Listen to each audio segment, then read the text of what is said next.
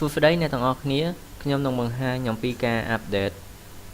ការកំណត់របស់ Fixed Asset ដំបូងឡើយយើងចូលទៅលើ menu setting បន្ទាប់មកយើងចូលទៅកាន់ accounting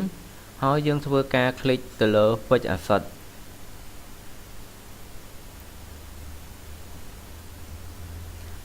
ឥឡូវនេះយើងចូលមកដល់ Fixed Asset ហើយយើងចូលមកមើល Reset នៅខាងក្រោមរបស់ Fixed Asset បន្ទាប់មកយើងធ្វើការជ្រើសរើស Fixed Asset មួយណាដែលយើងចង់ធ្វើការ update ហើយយើង click ទៅលើប៊ូតុង Action បន្ទាប់មកយើង click ទៅលើប៊ូតុង Edit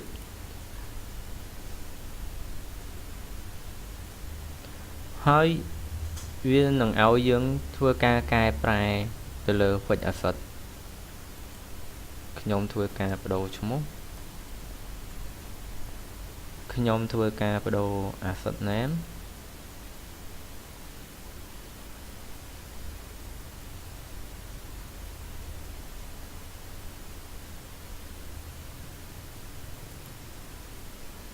ខ្ញុំធ្វើការបដូរ asset type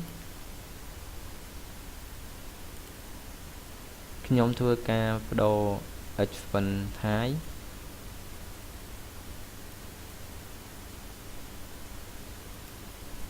បន្ទាប់មកខ្ញុំធ្វើការបដូរ description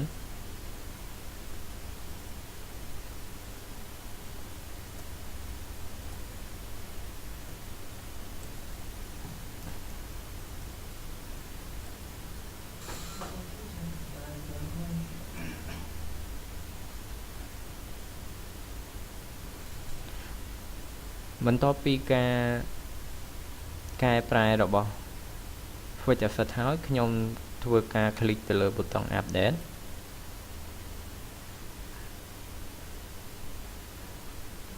នេះគឺជាអ្វីដែលខ្ញុំបានធ្វើការកែប្រែអំបញ្ញមិញ